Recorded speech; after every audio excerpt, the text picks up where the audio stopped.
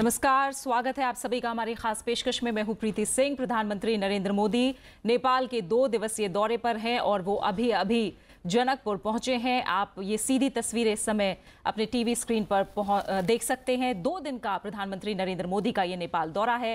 विश्वास बहाली के लिए प्रधानमंत्री नरेंद्र मोदी तीसरी बार नेपाल के दौरे पर हैं। 2 दिन की इस यात्रा के पहले पड़ाव में प्रधानमंत्री जनकपुर पहुंचे हैं, जहां वो जानकी मंदिर में पूजा अर्चना के बाद कई अन्य कार्यक्रमों में भी हिस्सा लेंगे और इसके बाद प्रधानमंत्री काठमांडू जाएंगे, जहां एक उच्च स्तरीय वार्ता होनी है। आपसी हित और साझेदारी बढ़ाने पर जोर रहेगा। प्रधानमंत्री नरेंद्र मोदी जो अपनी तीसरी नेपाल यात्रा पर पहुंचे हैं और उनका दौरा शुरू हो रहा है जनकपुर से, जहां प्रधानमंत्री जानकी मंदिर में पूजा अर्चना के बाद कई अन्य कार्यक्रमों में भी हिस्सा लेंगे और इसके बाद वो काठमांडू रवाना होंगे। काठमांडू में नेपाल के शीर्ष नेतृत्व से मुलाकात का कार्यक्रम है। प्रधानमंत्री वहां केपी शर्मा ओली के साथ शिखर वार्ता भी करेंगे और आपसी हितों के मुद्दों और कई क्षेत्रों में आपसी साझेदारी मजबूत बनाने पर बातचीत होगी। प्रधानमंत्री नरेंद्र मोदी ने नेपाल रवाना होने से पहले इस यात्रा को लेकर अपना मकसद, अपना नजरिया साफ किया और उन्होंने कहा कि भारत नेपाल के साथ सदियों पुराने घनिष्ठ और मित्रतापूर्ण संबंधों को प्राथमिकता देता है। उन्होंने कहा कि भारत समृद्ध नेपाल, सुखी नेपाली की अवधारणा पर कायम रहते हुए नेपाल का घनिष्ठ सहयोगी बना रहेगा। साथ ही प्रधानमंत्री नरेंद्र मोदी ने उम्मीद जताई है कि उनकी इस यात्रा से दोनों पड़ोसी देशों के बीच संबंध और मजबूत होंगे। प्रधानमंत्री यहां नेपाल के लोगों का अभिवादन स्वीकार करते हुए प्रधानमंत्री का नेपाल दौरा जनकपुर से शुरू हो रहा है। वो जानकी मंदिर में पूजा अर्चना करने के बाद और तमाम और कार्यक्रमों में शिरकत करने के बाद काठमांडू रवाना होंगे।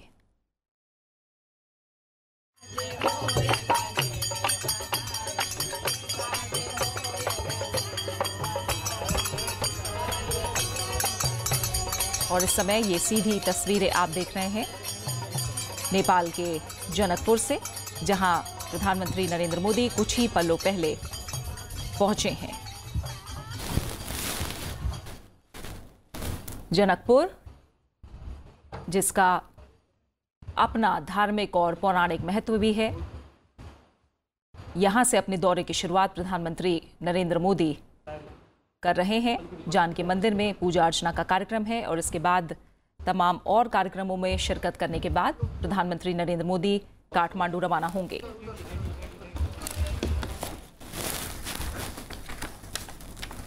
और प्रधानमंत्री नरेंद्र मोदी के नेपाल दौरे पर इस खास पेशकश में हमारे साथ खास मेहमान जुड़े हैं। प्रभु दयाल, पूर्व राजदूत, स्टूडियो में हमारे साथ मौजूद हैं।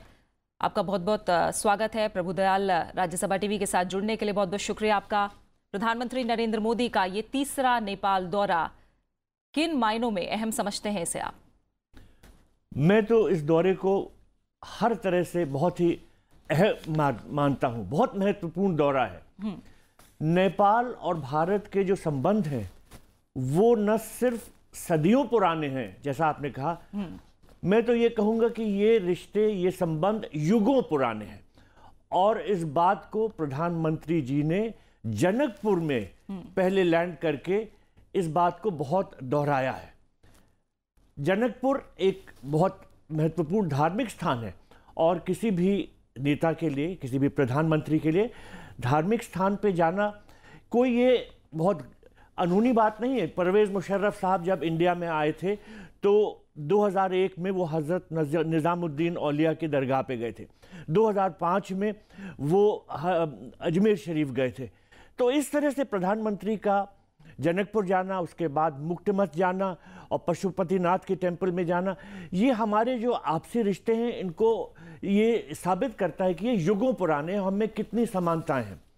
प्रधानमंत्री ने ये बार बार दोहराया है कि नेपाल की हम हर तरह से अच्छाई चाहते हैं। उन्होंने कहा है समृद्ध नेपाल, सुखी नेपाल, यही भारतवर्ष चाहता है।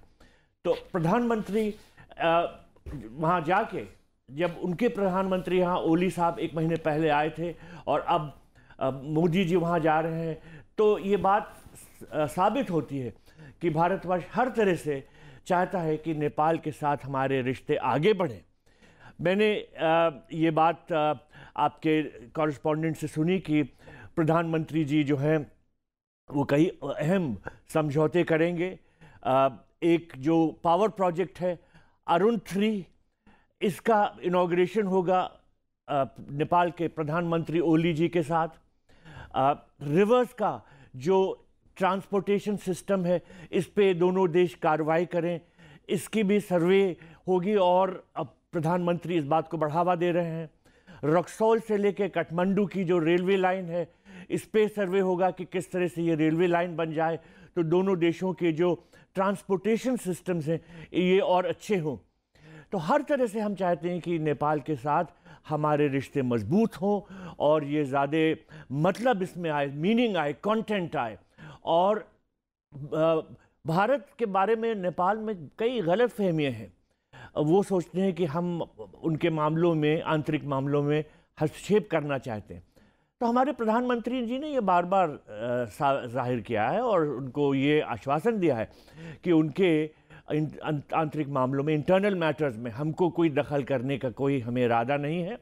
और हम सिर्फ ये चाहते हैं कि नेपाल की समृद्धि हो, नेपाल तरक्की करे, नेपाल के लोग खुशहाल रहें। अभी हालत वहाँ ये है कि बिजली की बहुत कटौती है। कई जगह पर तो 17-17, 18-18 घंटे बिजली नहीं आती, जबकि नेपाल के पास बहुत ज़्यादा हाइड्रो इलेक्ट्रिक पावर जनरेशन की कैपेसिटी है। भारतवर्ष हमेशा से चाहता रहा है कि नेपाल के साथ काम करके उनके हाइड्रो इलेक्ट्रिक पावर प्रोजेक्ट्स बनाएं। हमने भूटान के साथ इस क्षेत्र में बड़ी उन्नति की है। भूटान जो है वो हाइड्रो इलेक्ट्रिक पावर बनाने में बहुत आगे है और इससे न सिर्फ उनकी एनर्जी नीड्स मीट होती हैं, लेकिन भारत को भी इससे फ़ायदा होता है। वहाँ से, भूटान से एनर्जी हमको एक्सपोर्ट होती है और साथ ही साथ भूटान को इसमें पैसे मिलते हैं, उनकी कमाई होती है। नेपाल के साथ भी हम ये चाहते रहें। और अरुण 3 पावर प्रोजेक्ट में जो अब ये काम शुरू होने जा रहा है, इससे नेपाल को भी फ़ायदा होगा, हमें भी फ़ायदा होगा। और नेपाल की जो hydro electric power generating capacity है वो 75,000 मेगावाट कही जाती है और ये जो पावर प्रोजेक्ट है तो ये सिर्फ 900 मेगावाट का है। तो आप ये सोचिए कि अभी आगे कितना काम किया जा सकता है। और प्रधानमंत्री जी ने ये सिग्नल दिया है अपनी विजिट पे कि हम आप नेपाल के साथ काम करके नेपाल की हर तरह से सहायता करने की कोशिश करेंगे। देखिए, आपको ये बात मालूम होगी कि प्रधानमंत्री जी की ये नेपाल की तीसरी यात्रा, 4 वर्ष में ये उनकी तीसरी यात्रा है। प्रधानमंत्री जी ने ये पॉलिसी अपनाई है कि नेबरहुड फर्स्ट, हमारे जो पड़ोसी हैं उनके साथ हम पहले अपने रिश्ते अच्छे करने की कोशिश करेंगे। तो नेपाल में ये उनकी तीसरी यात्रा उनके इरादों को हर तरह से स्पष्ट करती है। बिल्कुल। मैं तो ये भी कहूँगा कि नेपाल में बहुत से पॉलिटिकल फोर्सेस हैं, वो शक के दायरे से हमको देखना चाहते हैं। वो ये चाहते हैं कि किसी न किसी तरह से इन रिश्तों को आगे बढ़ने ना दिया जाए। अरुण 3 पावर प्रोजेक्ट, जिनका दोनों प्रधानमंत्री, भारत के प्रधानमंत्री और नेपाल के प्रधानमंत्री इनॉग्रेशन करेंगे, वहां पर जो अरुण 3 पावर प्रोजेक्ट का जो ऑफिस है उसके बाहर अभी कुछ दिन पहले, 11-12 दिन पहले एक बम ब्लास्ट हुआ। इसके साथ ही साथ बिराटगंज में जो हमारी कॉन्सुलेट है उसमें और 2 हफ्ते पहले, मतलब मिडिल ऑफ अप्रैल में वहां बॉम्ब ब्लास्ट हुआ। तो ये पॉलिटिकल फोर्सेस जो हैं नेपाल में कुछ ऐसे ये कार्य कर रही हैं कि ये रिश्ते हमारे और नेपाल के आगे ना बढ़ पाएं। लेकिन हमको और नेपालीज गवर्नमेंट को, नेपाल की सरकार को हर तरह से सतर्क रहना चाहिए इस तरह के नेगेटिव फोर्सेस को काबू में लाने के लिए, ताकि हमारे रिश्ते सही रास्ते पे चल सके। बिल्कुल। और इसी के मद्देनजर प्रधानमंत्री नरेंद्र मोदी की ये तीसरी नेपाल यात्रा कई मायनों में अहम हो जाती है। तमाम और पहलू इस यात्रा से जुड़े प्रभुदयाल हम आपसे समझेंगे, लेकिन फिलहाल हम काठमांडू में रुक करेंगे अपने विदेश मामलों के संपादक अखिलेश सुमन का। अखिलेश, लगातार बात हो रही है कि ये यात्रा याद की जाएगी, अहम है, ना सिर्फ समझौतों के नज़रिए से बल्कि दोनों देशों के रिश्तों के नज़रिए से। आप किस तरह की तैयारियां देख रहे हैं, किस तरह का उत्साह और फिलहाल माहौल प्रधानमंत्री नरेंद्र मोदी की इस यात्रा को लेकर नेपाल में?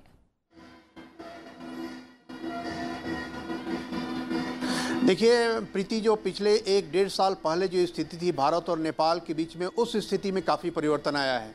और वो स्थिति इसलिए थी कि जिस समय प्रधानमंत्री के रूप में केपी शर्मा ओली पहले थे प्रधानमंत्री, उस समय जो मधेसी आंदोलन हुआ उसके कारण एक ऐसा वितंडा फैला पूरे नेपाल में, ऐसा लगा कि जैसे भारत ने उस आंदोलन को समर्थन दिया है, जबकि यह उनकी अपनी अंदरूनी समस्या थी। उस अंदरूनी समस्या को अपने तरीके से सुलझाने की बजाय वो पूरी तरह सख्ती में गए और इसके कारण मामले दूसरी तरीके से लिए।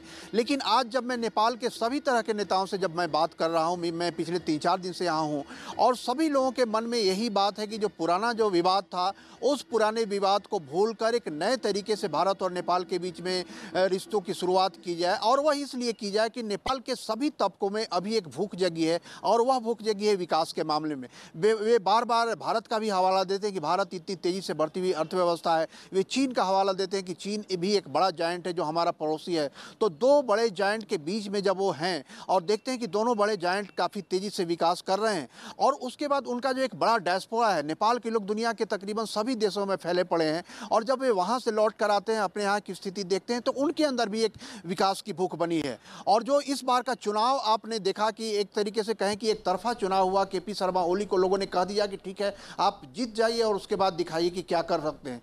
तो इस चुनौती को मद्देनजर रखते हुए केपी शर्मा ओली के भी मन में एक रैशनैलिटी बनी है, स्टेट्समैन लाइक, कि हाँ, भारत के साथ हमको संबंध आपको ठीक रखने हैं, नहीं तो इतनी बड़ी खुली सीमा है, नेपाल के बहुत सारे लोग आसानी से भारत में जाकर रोजगार करते हैं। तो यह एक बात बनी कि नेपाल के लोगों के अंदर, राजनीतिक वर्ग के अंदर एक कंसेंसस बनाए कि नहीं, भारत से हमको रिश्ते ठीक करना है। दूसरी जो बात, चीन का जो फैक्टर है, बार बार उन लोगों को, नेपाल के लोगों को यह लगता है कि हमारा एक बहुत बड़ा संसाधन पानी है, और उस पानी से हम बिजली उत्पन्न करके हम बेच सकते हैं, और बेचेंगे कहाँ? तो बेचने के लिए सबसे बड़ा बाजार भारत ही है। और चीन उनको इसी मामले में प्रलोभन दे रहा है कि हमसे आप बिजली का संयंत्र लगवा लो और उसके बाद भारत में बेचो। तो एक चीन इस मामले से अपने, एक तो कहें कि आर्थिक जो आक्रामक जो चीन का तरीका है, उस मामले से, उस तरीके से वो नेपाल के पूरे राजनीतिक और सामाजिक वर्ग पे अपना प्रभुत्व बनाना चाहते हैं। लेकिन जो भारत की स्थिति है, भारत ने भी साफ कहा है कि हम आपको आपके बिजली संयंत्र में पूरी तरह से मदद करने को तैयार हैं, लेकिन जो हमारा और आपका जो सहयोग है बिजली संयंत्र के मामले में, उस सहयोग को बनाए रखिए, और अगर तीसरा कोई देश आता है तो वह हमको आसानी से स्वीकार नहीं हो, कोई तीसरा देश बिजली बनाए और हम आपसे बिजली खरीद लें, यह बहुत संभव नहीं होगा, क्योंकि यह हमारे और आपके रिश्ते के बीच में यह एक तरीके से हस्तक्षेप होगा। तो यहाँ जाकर बातें हैं, और इस बात में भारत और नेपाल दोनों एक तरीके से रियलाइज कर रहे हैं कि भारत को सिर्फ बाजार के रूप में अगर समझेंगे तो भारत के साथ रिश्ते नहीं सुधरेंगे और नेपाल के लोगों को भी परेशानियाँ बढ़ेंगी। और इस बात को समझ के आज दोनों देश एक रिश्ते की नई शुरुआत कर रहे हैं, और मुझे लगता है कि एक मैच्योरिटी दिख रही है नेपाल के नेतृत्व में भी और भारत के नेतृत्व में भी, और उस मैच्योरिटी से ही आगे बढ़ने की कोशिश कर रहे हैं। तो आज के अखबारों में भी बड़ा बड़ा ऐड निकला है, India Nepal chamber of commerce and industry का मैं दिखा रहा हूँ, और उसके बाद काफ़ी है कि किन किन मामलों में हम सहयोग कर रहे हैं।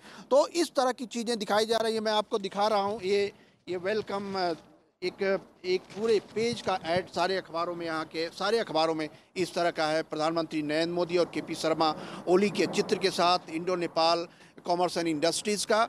उसके बाद दूसरे पेज पे यह है, पूरा एक पेज और है जिस पूरे पेज में है कि क्या क्या हम नए दिशाओं में बढ़ रहे हैं। इसमें पुरानी बातें नहीं हैं, नई बातें हैं जो किन किन चीज़ों पे हम आगे बढ़ने की कोशिश कर रहे हैं, जिसमें खास तौर पे इनलैंड वाटर प्रोजेक्ट है, अरुण 3 प्रोजेक्ट है, उसके अलावा जो मोतिहारी मेखलीगंज पेट्रोलियम पाइपलाइन है, इंडिया नेपाल एग्रीकल्चर पार्टनरशिप जो हो सकता है, integrated check post, Terai road project, इन सारे प्रोजेक्टों का हवाला इन chamber of commerce and industry ने दिया है। तो बिजनेस के मामले में भी नेपाल के जो बिजनेसमैन हैं उनको यह लगता है कि भारत के साथ बिजनेस करने की अपॉर्चुनिटी है, क्योंकि चीन भी नेपाल के रास्ते भारत में प्रवेश करने की योजना के रूप में काम कर रहा है कि नेपाल में हम सड़क बनाएंगे, भारत के बाजार पर हमारी आसानी से पहुंच होगी। तो यह एक बहुत ही अजीब स्थिति है। और जब मैं फॉरेन मिनिस्टर से बात कर रहा था तो उनसे मैंने पूछा कि किसका कंट्रोल होगा इस रोड पे, तो यह एक बड़ा सवाल है जिसको नेपाल को सुलझाना होगा कि जो रोड बना रहा है उस रोड पर नियंत्रण किसका होगा। उन्होंने कहा कि हमारे सीमा के अंदर जो रोड होंगे उस पर हमारा नियंत्रण होगा। तो यह जो संशय है एक भारत के मन में भी कि इस रोड पे नियंत्रण अगर किसी और देश का होता है तो स्थिति दूसरी होगी, अगर नेपाल का नियंत्रण होता है तो स्थिति दूसरी होगी। तो इन सारे मामले पे मुझे लगता है कि आज जब प्रधानमंत्री नरेंद्र मोदी केपी शर्मा ओली से मिलेंगे तो इन सारे मामलों पे एक समीक्षा होगी और एक राय जो शक शुबह हैं उन शक शुबहों की का निराकरण किया जाएगा। प्रीति। कुल अखिलेश, आपसे हम लगातार जानकारी लेंगे और फिलहाल सीधी तस्वीरें हम प्रधानमंत्री नरेंद्र मोदी के नेपाल दौरे को लेकर लगातार हम राज्यसभा टीवी पर दिखाते रहेंगे। जनकपुर, जहां प्रधानमंत्री नरेंद्र मोदी कुछ ही पलों पहले पहुंचे हैं और जनकपुर से उन्होंने अपने नेपाल दौरे की शुरुआत की है। इसके भी तमाम अहम मायने निकलते हैं। हमारे साथ प्रभु दयाल, पूर्व राजनयिक, खास मेहमान के तौर पर स्टूडियो में इस समय मौजूद हैं, जो तमाम पहलुओं पर और इस यात्रा के महत्व को हमें लगातार समझा रहे हैं। और ये सीधी तस्वीरें आप जनकपुर से देख रहे हैं, जहां जानकी मंदिर में प्रधानमंत्री नरेंद्र मोदी पूजा अर्चना करेंगे और जनकपुर के बाद वो काठमांडू रवाना होंगे, जहां वो प्रधानमंत्री केपी शर्मा ओली के साथ वार्ता करेंगे। और इस दौरे को लेकर तमाम खास बातें हैं। प्रधानमंत्री नरेंद्र मोदी का ये तीसरा नेपाल दौरा है।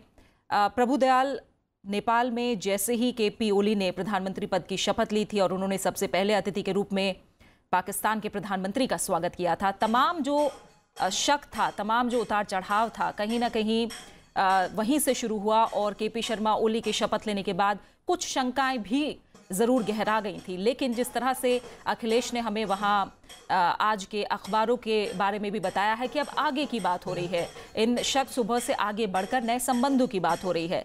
नेपाल भी एक बदलाव के दौर से गुजर रहा है। ऐसे में भारत और नेपाल के सहयोग को कितना अहम मानते हैं आप? जी, आपने कहा कि कुछ शंकाएं थी जी। जब पाकिस्तान के प्रधानमंत्री को नेपाल के नवनिर्वाचित प्रधानमंत्री ओली साहब ने अपने पहले फॉरेन विजिटर के रूप में वहां उनका स्वागत किया था। देखिए, पाकिस्तान जो है वो नेपाल की जो भूमि है उसका इस्तेमाल भारत को किस तरह से नुकसान पहुंचाया जा सके ये हमेशा से करता रहा है। भारत और नेपाल का बॉर्डर ओपन है। इस बॉर्डर के थ्रू पाकिस्तान टेररिज्म और टेररिस्ट भारत में भेजने की कोशिश करता है। इसके अलावा बहुत सी फेक करेंसी जो पाकिस्तान में प्रिंट हुई थी वो इसी ओपन बॉर्डर के थ्रू भारत में आती थी। तो भारत का पाकिस्तान और नेपाल के रिश्तों के बारे में जो कुछ सोचना है वो थोड़ा संदेह से भरा हो तो इसमें कोई आश्चर्य की बात नहीं होनी चाहिए।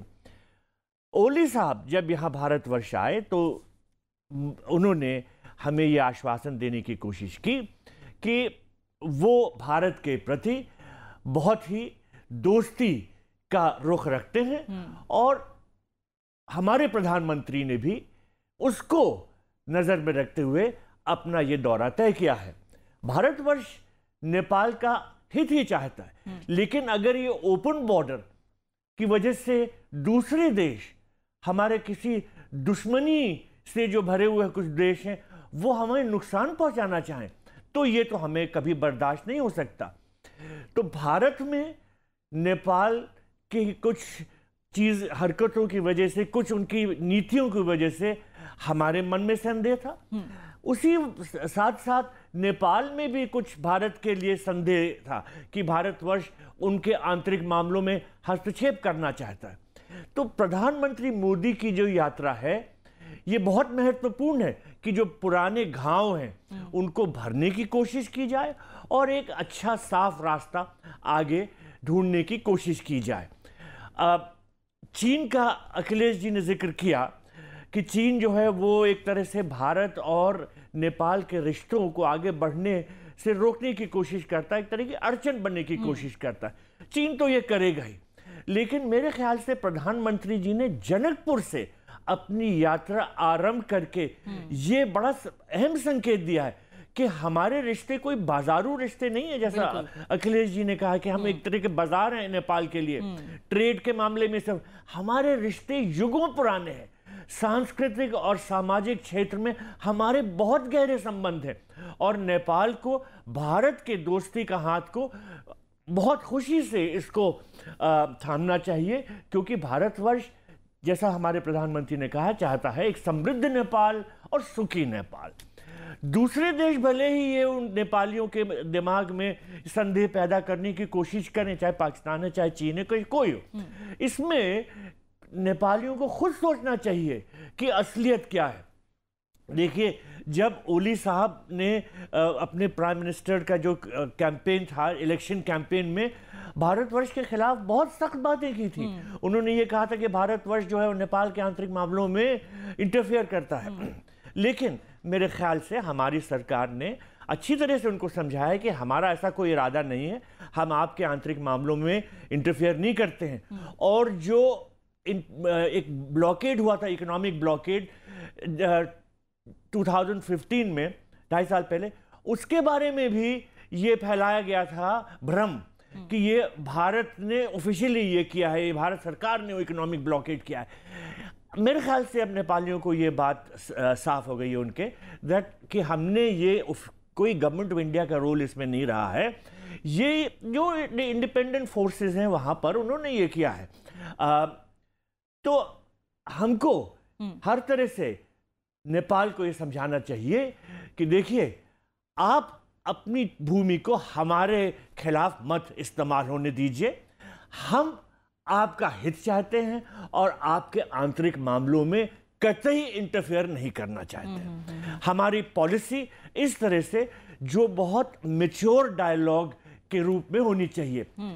प्रधानमंत्री जी का नेपाल का ये तीसरा दौरा करना बहुत अहम है। जी। जो हाई लेवल पे जो बातें होती हैं वो निचले स्तर पे कभी नहीं हो पाती हैं, क्योंकि कोई डिप्लोमेटिक लेवल पे, लोअर डिप्लोमेटिक लेवल पे वो बात नहीं हो सकती। जब दोनों देशों के जो प्रधानमंत्री हैं वो बैठते हैं और जो डिस्कस करते हैं तो बहुत सी गलतफहमियां दूर होती हैं और जो दोस्ती का हाथ हम नेपाल की तरफ बढ़ाना चाहते हैं वो नेपालियों को ये जाहिर हो जाता है कि ये सही में हमारे दोस्ती का हाथ है और इसमें किसी तरह का दोगलापन नहीं है। बिल्कुल। नेपाल जो है वो एक छोटा सा देश है, लैंडलॉक कंट्री है, लेकिन उसके साथ हमारी जो बॉर्डर लाइन है, बॉर्डर हमारे नेपाल के साथ है, वो 1700 किलोमीटर से ज्यादा है। और ये जो बॉर्डर है इसका महत्व हमारे लिए हर तरह से है। अच्छे अगर इसके उपयोग किए जाएं तो ये बहुत फायदेमंद है। देखिए, दोनों तरफ लोगों के बहुत से रिश्ते हैं, शादियां हुई हैं आर पार, लोगों का आना जाना है, पुराने संबंध हैं। तो अगर इस बॉर्डर पे खुली छूट हो आने जाने की तो ये एक तरह से जो हमारे सांस्कृतिक संबंध हैं उनको बढ़ाया जा सकता है। लेकिन अगर उसी बॉर्डर का गलत तरीके से इस्तेमाल किया जाए, हमको नुकसान पहुंचाने के लिए किया जाए, तो ये गलत है। तो नेपालियों को खुद अपने बॉर्डर पे जो पेट्रोलिंग है हर तरह से भारतवर्ष को जो किसी तरह से कोई ताकत नुकसान पहुंचाने की कोशिश कर रही है उसको रोकना चाहिए, ये उनकी जिम्मेदारी है। और साथ ही साथ हम उनके साथ ताउन करेंगे, उनको कोऑपरेशन देंगे, उनके इकोनॉमिक प्रोग्रेस कराएंगे। नेपाल जो है वो बहुत गरीब देश है और हम उनकी काफ़ी सहायता कर सकते हैं, न सिर्फ हाइड्रो इलेक्ट्रिक पावर जनरेशन में बट इंडस्ट्रियल एरिया में, ट्रांसपोर्ट में, इंटरनल इंफ्रास्ट्रक्चर में, कनेक्टिविटी ने प्राइम मिनिस्टर ने बार बार कनेक्टिविटी पे जोर दिया है। तो मेरे ख्याल से इन सभी बिंदुओं पर हम विस्तार से आपसे बात करेंगे। और जैसा आप बता रहे हैं कि विश्वास बहाली को लेकर प्रधानमंत्री नरेंद्र मोदी का ये दौरा काफी अहम है। फिलहाल एक नजर डालते हैं भारत और नेपाल के रिश्तों पर।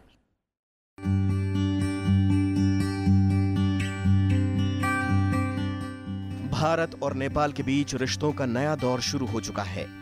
2015 में नाकेबंदी के बाद दोनों देशों के बीच रिश्तों में जो खटास आई थी वो धीरे धीरे खत्म हुई और दोनों देशों ने दोस्ती के पुराने सफर पर कदम बढ़ाने शुरू किए। नई सरकार बनने के बाद नेपाल के प्रधानमंत्री खड्ग प्रसाद शर्मा ओली ने अपनी पहली विदेश यात्रा के लिए भारत को चुना। इससे दोनों देशों के बीच रिश्तों पर जमा बर्फ पूरी तरह से पिघल गई। केपी ओली ने इस कदम से जो सद्भाव दिखाया उसे भारत ने भी हाथों हाथ लिया। केपी ओली के वाम मोर्चा की ओर से प्रधानमंत्री बनते ही भारत ने विदेश मंत्री सुषमा स्वराज को नेपाल भेजा और प्रधानमंत्री ओली को भारत आने का न्योता भेजकर रिश्तों को लेकर भारत की प्रतिबद्धता जाहिर की।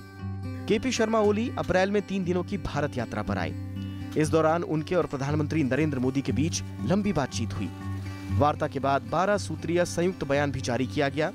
इसमें द्विपक्षीय रिश्तों की बराबरी, आपसी विश्वास, सम्मान और परस्पर मुनाफे के साथ ही रक्षा और सुरक्षा के क्षेत्रों में नई ऊंचाइयों पर जाने का साझा संकल्प जाहिर किया गया।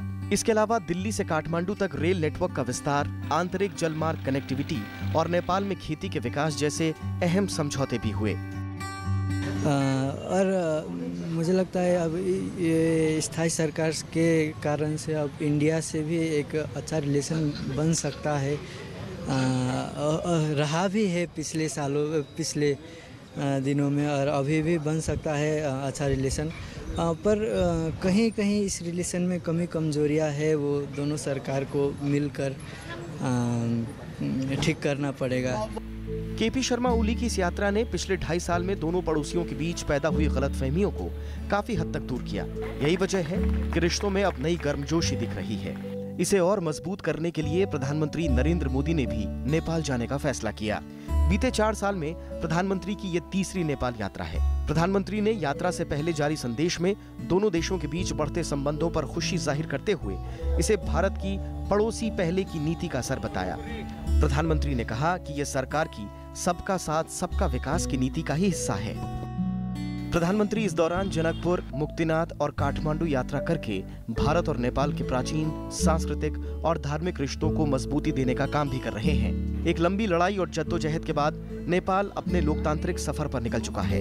नेपाल तेज आर्थिक उन्नति और विकास की राह पर आगे बढ़ना चाहता है और भारत भी उसके इस सफर में समृद्ध नेपाल और सुखी नेपाल की सोच के साथ उसके सफर का भागीदार बनना चाहता है। भारत में करीब 60 लाख नेपाली लोग रहते हैं और काम करते हैं। इन लोगों को 1950 की मित्रता संधि के तहत एक आम भारतीय नागरिक की तरह ही सुख सुविधाएं हासिल हैं। हालांकि कुछ वक्त से इस संधि में संशोधन के प्रयास भी हो रहे हैं, जिसकी मांग नेपाल ने ही की है। नेपाल में भारतीय कंपनियां सबसे बड़ी निवेशक हैं, जिनका वहां के कुल अनुमोदित प्रत्यक्ष विदेशी निवेश का 40% हिस्सा है। सेवा क्षेत्र से लेकर ऊर्जा और पर्यटन जैसे महत्वपूर्ण क्षेत्रों में करीब 150 भारतीय कंपनियां नेपाल में काम कर रही हैं। इसके अलावा भारत ने इस बार के बजट में नेपाल की मदद के लिए 650 करोड़ रुपए का प्रावधान किया है, जो पिछले बजट में किए गए प्रावधान से 75% ज्यादा है। दोनों देशों के बीच द्विपक्षीय व्यापार भी 1996 के बाद से 7 गुना बढ़ चुका है। 1996 में भारत और नेपाल के बीच द्विपक्षीय व्यापार नेपाल के कुल विदेशी व्यापार का करीब 30% था, जो 2015-16 में 61% से ज्यादा हो गया है। तो हम चाहते हैं कि दोनों देश का संबंध अच्छा हो, भारत और चीन का भी संबंध अच्छा हो, और भारत और चीन के संबंध अच्छे जब होंगे, भारत और चीन का कोई झगड़ा ऐसा नहीं हो जो नेपाल में लड़ी जाने की कहीं भी कोई गुंजाइश हो, तो कहीं भी लड़ाई नहीं हो। नहीं तो क्या होगा कि भारत और चीन में अगर संबंध बिगड़ेगा और तो नेपाल में भी वो संबंध झगड़े का कुछ बू दिखाई देगा, तो हमें भी घाटा है, भारत को भी घाटा है, चीन को भी घाटा है। तीनों देश इससे हम सफर करेंगे। नेपाल के प्रधानमंत्री साफ कर चुके हैं कि वो भारत और चीन के बीच संतुलित रिश्ते बनाना चाहते हैं, लेकिन भारत के साथ नेपाल के प्राचीन और पारंपरिक रिश्ते नेपाल और वहां के लोगों के दिलों में खास मकाम रखते हैं। ऐसे में प्रधानमंत्री नरेंद्र मोदी का नेपाल दौरा दोनों देशों के आपसी विश्वास और सम्मान के रिश्ते को नई मजबूती देगा। और काठमांडू से हमारे विदेश मामलों के संपादक अखिलेश सुमन हमारे साथ जुड़े हुए, एक बार फिर हम उनका रुख करेंगे। अखिलेश, जैसा हमें प्रभुदयाल भी बता रहे हैं कि ये पहली बार है जब प्रधानमंत्री कोई भी भारतीय प्रधानमंत्री काठमांडू से अपनी यात्रा की शुरुआत ना करके जनकपुर से अपनी यात्रा की शुरुआत कर रहा है। एक जाहिर तौर पर एक अलग संदेश और एक मित्रता का, एक सदियों पुराने संबंधों का, और एक जिस तरह से प्रधानमंत्री ने भी कहा प्राकृतिक संबंधों का संदेश देने की कोशिश है भारत की तरफ से। वहां तमाम आम लोगों से भी आपने बातचीत की होगी। फिलहाल किस तरह का रुख उनका और किस तरह का नजरिया उनका सुनाई दिखाई दे रहा है भारत को लेकर?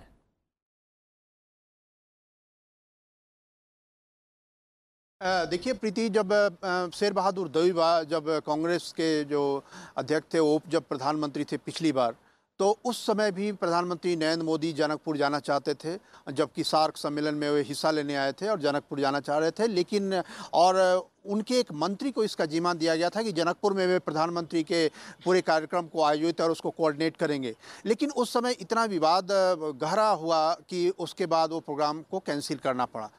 अब जो स्थिति बनी है, अब नेपाल पुनर्विचार कर रहा है अपने उस पूरे 2 साल के फेज, 1.5 साल के फेज में जो भारत और नेपाल के रिश्ते थे, जो सरकार से लेकर जनता के बीच में हर जगह एक तरह के क्या विवाद चल रहा था, एक तरह की बहस चल रही थी कि किस तरह से भारत और नेपाल के रिश्ते रहेंगे, क्योंकि बहुत शक की स्थिति बन गई थी।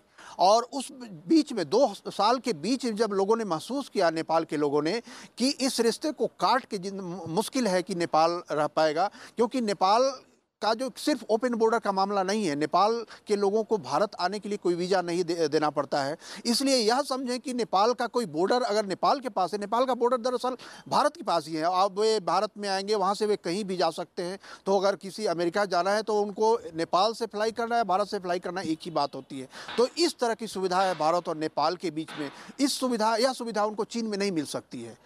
चीन के लोगों के साथ वो न हिंदी में बात कर सकते हैं, ना अंग्रेजी में बात कर सकते हैं। वो इस तरह की समस्या है। ना उनके चीन के साथ उनके राम जुड़ते हैं, ना उनके जानकी जुड़ते हैं, सीता जुड़ते हैं, ना बुद्ध जुड़ते हैं। बुद्ध के साथ थोड़ा सा कह सकते हैं कि तिब्बत के नज़दीक होने के कारण, लेकिन जो सांस्कृतिक जो एकजुटता होती है वो नहीं होती है। तो इन सारी चीज़ों को जब 2 साल मंथन में रहा, मैं कह सकता हूँ कि आपको कि 2 साल पूरे नेपाल ने सागर मंथन किया है। पूरी जनता के अंदर एक बहस और विवाद की स्थिति बनी रही है कि भारत के साथ कैसे किया जाए। कुछ लोगों ने यह भी सलाह दिया कि नहीं, हमको बॉर्डर को अंतर्राष्ट्रीय सीमा बनानी चाहिए, जिस तरह की खुली सीमा है वो नहीं रहनी चाहिए। और उसके बाद जब नेपाल के लोगों ने, और फिर जब चुनाव के बाद जब देखा कि नेपाल के केपी शर्मा ओली की पार्टी को मधेसियों ने भी समर्थन दे दिया और मधेसियों के समर्थन से वो इस तरह के भारी बहुमत से आए, तब उनको भी पुनर्विचार करने पर मजबूर होना पड़ा कि जिस मधेसियों को वे भारत के आदमी समझ रहे थे, उन्होंने तो उनको वोट दिया है। तो ये समझ सकते हैं कि जो मधेसी को वो समझ रहे थे कि भारत के हैं, और जिस मधेसियों के खिलाफ वो सबसे ज़्यादा विस्मरण कर रहे थे कि भारत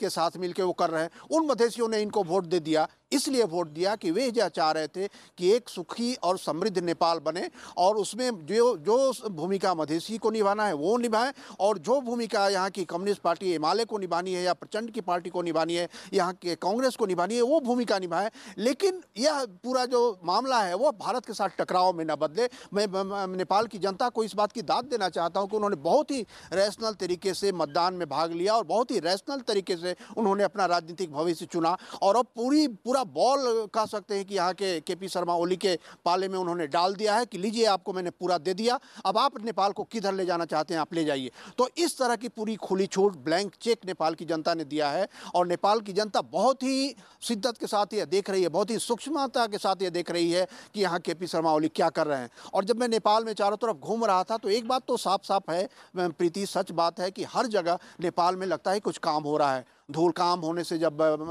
सड़कें बनती हैं, जब भवन बनते हैं तो धूल उड़ती है। तो यहाँ उस तरह का माहौल है। हर जगह आपको लोग चेहरे पे कपड़े का मास्क लगाकर चलते हुए नजर आएंगे। तो नेपाल में एक तरह की भूख जो है, बदलाव की भूख, और वह बदलाव की भूख विकास के बदलाव की भूख है। अभी तक नेपाल में राजनीतिक बदलाव की भूख होती थी, इस पार्टी के बाद इस पार्टी, और इसीलिए इतनी अस्थिरता रही थी।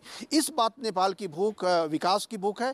और जो प्रधानमंत्री नरेंद्र मोदी कहते हैं सबका साथ सबका विकास, और केपी शर्मा ओली कहते हैं कि समृद्ध नेपाल, तो इन दोनों के बीच में एक सिनर्जी नेपाल की जनता देख रही है कि इसमें कोई मतभेद नहीं है, कोई ऐसा दुराव नहीं है। और जिस तरीके से उनको लाभ लेना है कि भारत एक बड़ा तेजी से विकसित होती हुई अर्थव्यवस्था है, उसका लाभ उठाएं, लेकिन साथ साथ वे भी कहते हैं कि चीन भी हमारा पड़ोसी है और हमको उसके विकास से भी लाभ लेना है। बिल्कुल अखिलेश, उनको चीन के बारे में, और अखिलेश आपको भी बता दें, लगातार हम अपनी टीवी स्क्रीन पर प्रधानमंत्री नरेंद्र मोदी के इस दौरे से जुड़ी लाइव तस्वीरें भी दिखा रहे हैं। जनकपुर धाम प्रधानमंत्री नरेंद्र मोदी पहुंच चुके हैं, जहां उनका गर्मजोशी से स्वागत किया जा रहा है, और तमाम मौजूद यहाँ लोगों का अभिनंदन स्वीकार करते प्रधानमंत्री नरेंद्र मोदी जनकपुर धाम पहुंचे हैं। प्रधानमंत्री नरेंद्र मोदी ने अपने 2 दिन के नेपाल दौरे की शुरुआत जनकपुर से की है, जहां वो जानकी मंदिर में पूजा अर्चना करेंगे। और ये सीधी तस्वीरें फिलहाल जनकपुर धाम से। थोड़ी देर में प्रधानमंत्री नरेंद्र मोदी जानकी मंदिर में पूजा अर्चना करेंगे, और यहाँ पर राम जानकी मंदिर में दर्शन के बाद वो जनकपुर अयोध्या बस यानी टीबीसी सेवा और रामायण सर्किट का भी शुभारंभ करेंगे। जनकपुर में अपने कार्यक्रमों के बाद प्रधानमंत्री नरेंद्र मोदी काठमांडू के लिए रवाना होंगे, जहां उनके प्रधानमंत्री केपी शर्मा ओली के साथ उच्च स्तरीय बातचीत होनी है।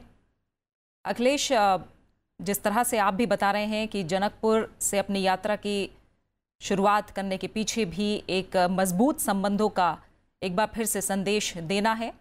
प्रधानमंत्री नरेंद्र मोदी ने जनकपुर से अपने यात्रा की शुरुआत की है और बड़ी बात है कि न सिर्फ यहाँ जानकी मंदिर में पूजा अर्चना, बल्कि एक तरह से हम कहें तो पर्यटन के लिहाज से भी जो शुरुआत है जनकपुर से इस दौरे की वो काफ़ी अहम हो जाएगी।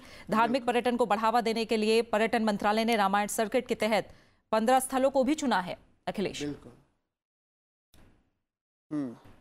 बिल्कुल पर्यटन जो कि अहम बिल्कुल देखिए, यह एक बहुत ही बड़ा लाभ नेपाल को मिलेगा और नेपाल में एक पर्यटन भी एक बड़ा उद्योग की संभावना रखता है। नेपाल के लोगों को यह शिकायत है कि भारत के लोगों का पर्यटन बढ़ नहीं रहा है। जितना पर्यटन पहले होता था आज से 10 साल पहले, उतना ही स्टैग्नेंट है भारत के पर्यटन करने वाले लोग, जबकि दुनिया के अन्य देशों से लोग नेपाल आ रहे हैं।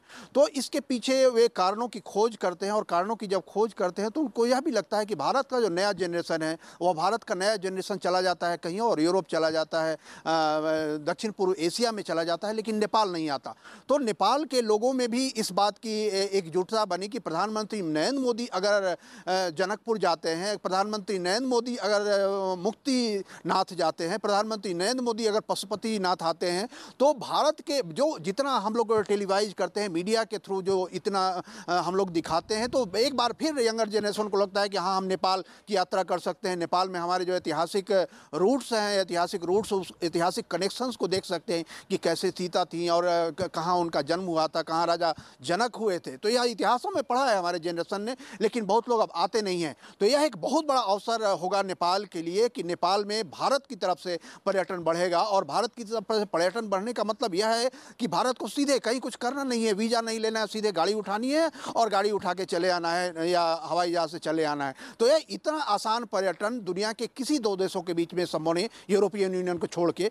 तो इस तरह का लाभ नेपाल और प्रधानमंत्री नरेंद्र मोदी जब आ रहे हैं तो उनको इस बात को दोनों देशों की जनता के जेहन में डालना है। और दोनों देशों की जनता के जेहन में डालने का यही तरीका होता है कि आप जब खुद वहाँ जाते हैं, जब खुद टेलीविज़न, जब खुद अखबार वहाँ के चीज़ों के बारे में लिखता है, दिखाता है, तब भारत और नेपाल के दोनों के देशों की जनता के बीच में लगता है कि हाँ, हमारे कनेक्शन कितने मजबूत हैं। और कुछ छोटी बातों पे अगर हम उलझ कर रह जाएंगे तो यह कनेक्शन जब खत्म हो जाएगा तो हमारे बीच सिर्फ पैसे रहेंगे और सिर्फ पैसे से नहीं होता, ज़िंदगी नहीं चलती। तो यह जो कनेक्शन है, इस कनेक्शन की अहमियत प्रधानमंत्री नरेंद्र मोदी की नेपाल यात्रा से और ज़्यादा मजबूत होगी और दोनों देशों को यह महसूस होगा, खास करके नेपाल के लोगों को यह महसूस होगा कि इस कनेक्शन को जिंदा रखना कितना ज़रूरी है। क्योंकि आर्थिक विकास का एक बड़ा लंबा दौर होता है, अचानक नहीं है कि कोई आके अगर आपको कुछ दे भी दे, कुछ सड़क बना भी दे तो तुरंत आप विकसित हो जाएंगे। उसका एक लंबा दौर होता है और उस लंबे दौर में शांति की ज़रूरत होती है। जो आपके अगल बगल के देश हैं उनके साथ एक बेहतर संबंध की ज़रूरत होती है, आने जाने की सुविधाओं की ज़रूरत होती है। तो इसी बात को ध्यान में रख के जब केपी शर्मा ओली वहाँ आए थे पिछली बार, तो अप्रैल के शुरू में, तो जब उस समय ही बात हुई थी और उन्होंने इन्वाइट किया प्रधानमंत्री नरेंद्र मोदी को कि हाँ, यह बेहतर मौका है कि आप आएँ ताकि जनकपुर एक बार फिर भारत और नेपाल के पूरे पर्यटन मानचित्र पर, सांस्कृतिक मानचित्र पर, और फिर जब पर्यटन और संस्कृति के मानचित्र पर बैठेगा तो फिर वहाँ अर्थव्यवस्था में भी परिवर्तन होने लगता है, वहाँ की बिजनेस गतिविधियाँ बढ़ने लगती है, इतने पर्यटक जब आते हैं दोनों तरफ की।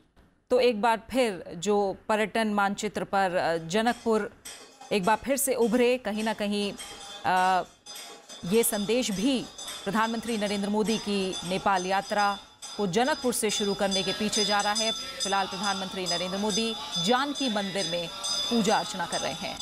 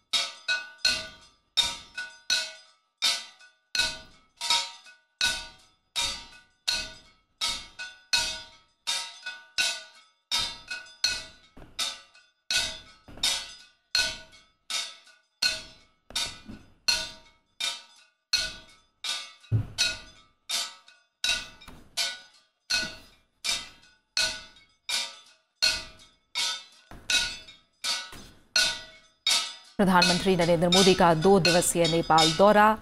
फिलहाल वो जानकी मंदिर में पूजा अर्चना कर रहे हैं। जनकपुर से प्रधानमंत्री नरेंद्र मोदी ने अपने नेपाल दौरे की शुरुआत की है और ये पहला मौका है जब भारत का कोई प्रधानमंत्री काठमांडू से नहीं बल्कि जनकपुर से अपने नेपाल दौरे की शुरुआत कर रहा है। प्रभुदयाल, जिस तरह से आप भी बता रहे हैं, सदियों पुराने संबंध और कहीं ना कहीं जो पौराणिक मान्यताएं हैं, धार्मिक मान्यताएं हैं, वो भारत और नेपाल को और ज़्यादा करीब लेकर आती हैं। और कहीं ना कहीं जो कहा जाता है, एक आम लोगों के बीच जो धारणा रही है कि रोटी और बेटी वाला रिश्ता है भारत और नेपाल का, कहीं ना कहीं उसे एक बार फिर से सामने लाने की कोशिश। और जिस तरह से अखिलेश से भी हम बातचीत कर रहे थे, पर्यटन जो कि बड़ा राजस्व का जरिया है नेपाल के लिए, उसे एक बार फिर से उभारने की कोशिश इस यात्रा के जरिए। जी, जो आपके स्क्रीन पे प्रधानमंत्री जी के जनकपुर में जो उनका स्वागत हुआ है वो दिखाया जा रहा है। इससे ये बात स्पष्ट होती है कि कितने हर्ष के साथ उनका स्वागत किया गया। अखिलेश जी ने ये बिल्कुल सही कहा कि 2014 में जब प्रधानमंत्री जी जनकपुर जाना चाहते थे तो वो संभव नहीं हो पाया, क्योंकि उस समय हमारे रिश्तों में कुछ कटुता थी। और आज उनका इतने हर्ष के साथ वहाँ स्वागत होना इस बात को साबित करता है कि ये कटुता कम होती जा रही है। मैं ये नहीं कहूँगा कि सब कुछ ठीक हो गया है, लेकिन मैं ये ज़रूर कहूँगा कि सब कुछ ठीक करने का प्रयत्न किया जा रहा है और इसकी हर तरह से सराहना की जानी चाहिए। अखिलेश जी ने ये बताया कि नेपाल के लोगों में ये थोड़ा सा डिसअपॉइंटमेंट है कि पहले जो हिंदुस्तान से पर्यटक आते थे शायद वो अब कम हो गए हैं या उसी लेवल पे बने हुए हैं, जबकि इंडिया से टूरिज्म बढ़ना चाहिए। तो इसकी कई वजह हैं। एक तो कुछ हमारे लोगों को भी लगने लगा कि हम शायद नेपाल में हम इतने वेलकम नहीं हैं, क्योंकि वहाँ कुछ अपनी इंटरनल सिचुएशन ऐसी हो गई, कुछ एंटी इंडिया फीलिंग होने लगी। तो लोग अवॉइड करते हैं ऐसी जगह जाना जहाँ पर वो इतना वेलकम ना हो। तो नेपाल की गवर्नमेंट को जो ये माहौल है, जो एटमॉस्फेयर है, इसको थोड़ा ठीक करना है। ये बहुत अच्छा स्टेप है कि रामायण सर्किट में अब जनकपुर के साथ कुछ अन्य स्थान भी शामिल किए जाएंगे, क्योंकि इससे ये एक बार और दोहराया जाएगा कि हमारे जो संबंध हैं वो न केवल सदियों पुराने हैं बल्कि युगों पुराने हैं। और हमारे सामाजिक और सांस्कृतिक संबंध जो हैं इनको और मजबूत करना चाहिए, क्योंकि जब ये संबंध अच्छे होते हैं तब आर्थिक संबंध भी बढ़ते हैं। हम भारतवर्ष और नेपाल का जैसे बार बार ये जिक्र हुआ है कि ऊर्जा के क्षेत्र में बहुत ताउन हो सकता है। अखिलेश जी ने बताया कि कितनी भारतीय कंपनी नेपाल में कार्य कर रही हैं, लेकिन बहुत सी कंपनियां जो वहाँ कार्य करना चाहती थी वो शायद उनको परमिशन नहीं मिल पाई है। जब नेपाल में energy production, hydro electric production privatise हुआ तो बहुत सी इंडियन कंपनीज ने उसके लिए ऑफर दिए थे, बिड किया था, लेकिन उनके कुछ अभी तक बिड नहीं स्वीकार हुई, कुछ उस पर कार्रवाई नहीं हुई, वहीं का वहीं मामला ठप है। तो मुझे उम्मीद है कि हमारे प्राइवेट सेक्टर को नेपाल में कार्य करने के लिए खुली छूट दी जाएगी और नेपाल के हित में हमारा प्राइवेट सेक्टर काम करेगा। दोनों कंट्रीज़ के जो इकोनॉमिक रिलेशंस हैं वो बहुत तेज़ी से आगे बढ़ेंगे। जैसा मैंने एक पहले भी कहा था कि नेपाल की जो hydro electric power generation capacity है वो बहुत ज़्यादा है, लेकिन वो उस पर कुछ कार्य नहीं हो पाया है। उसके विपरीत जो भूटान की जो hydro electric power generation capacity है उसका तेज़ी से इस्तेमाल किया जा रहा है, उसको फुली ऑप्टिमाइज़ किया जा रहा है, यूटिलाइज़ किया जा रहा है। और नेपाल में कितनी इकोनॉमिक हालत अच्छी हुई है, कितनी उनकी तरक्की हुई है, ये जाहिर होता है। नेपाल बहुत अमीर हो सकता है अगर वो अपनी hydro electric power generation capacity utilise करे।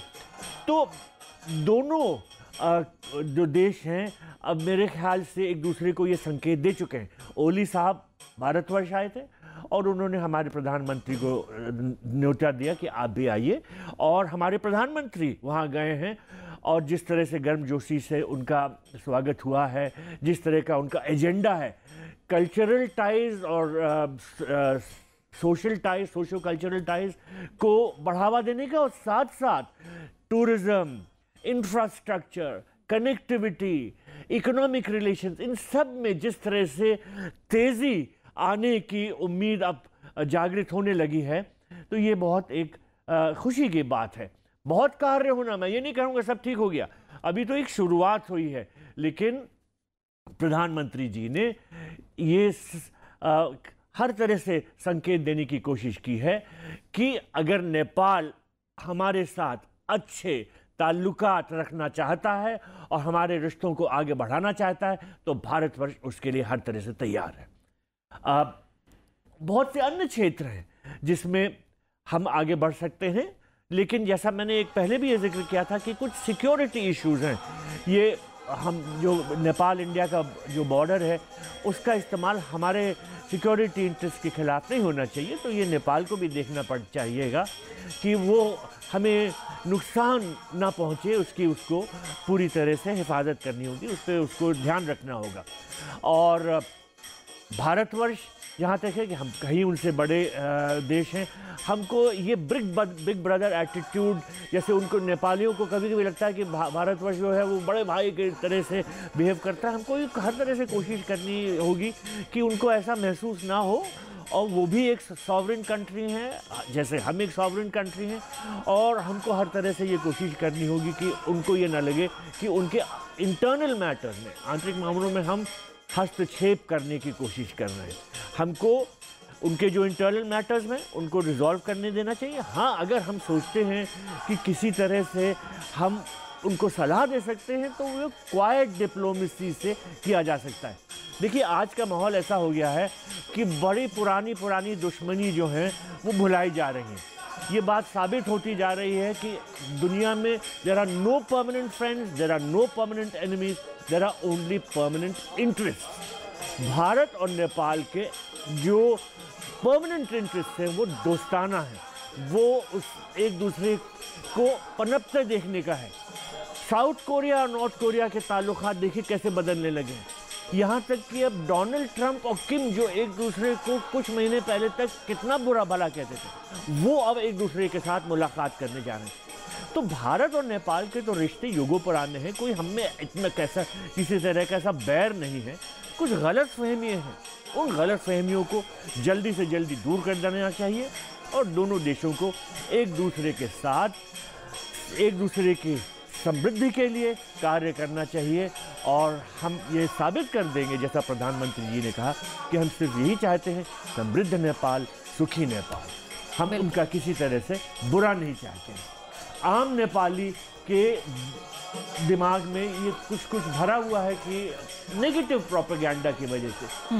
देखिए, भारत और नेपाल के रिश्तों को लेके वहाँ के मीडिया में, वहाँ की पॉलिटिकल पार्टीज में बहुत नेगेटिव प्रोपेगेंडा होता है, लेकिन अगर हम कोशिश करें और नेपालीज गवर्नमेंट की कोशिश करे, तो इस तरह के नेगेटिव प्रोपेगेंडा का जो असर है वो बिल्कुल न मायने रखने वाला हो सकता है।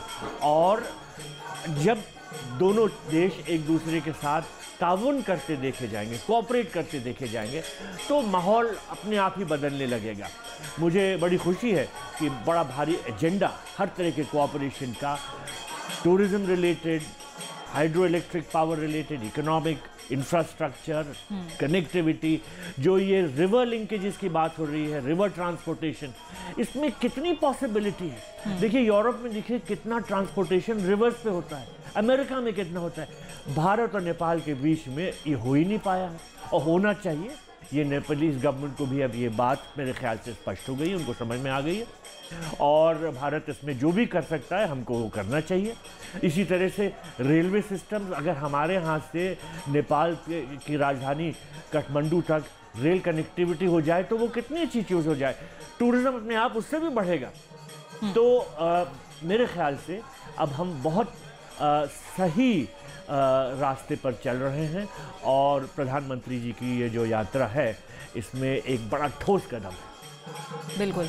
और आप के जो कॉरेस्पॉन्डेंट हैं वहाँ, अखिलेश जी, वो उनकी जो बात बिल्कुल सही थी कि इसमें कुछ दूसरे जो मुल्क हैं, कुछ दूसरे देश, वो टांग अड़ाने की कोशिश करेंगे। चीन तो करेगा ही करेगा, और बहुत से इंटरेस्ट नेपाल में ऐसे हैं जो वो चीन की भड़कावे में आ सकते हैं।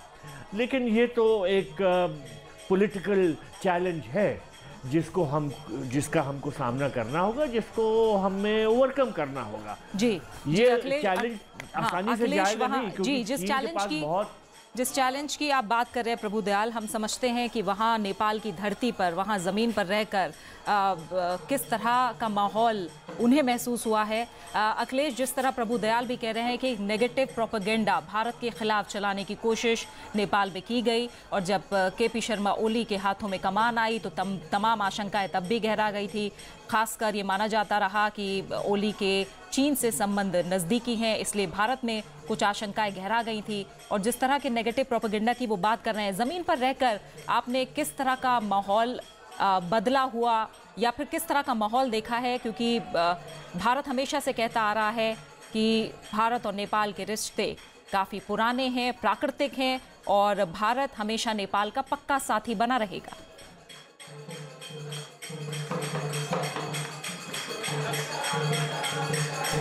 ये सीधी तस्वीरें आप जनकपुर से देख रहे हैं, जहां प्रधानमंत्री नरेंद्र मोदी पूजा अर्चना कर रहे हैं। और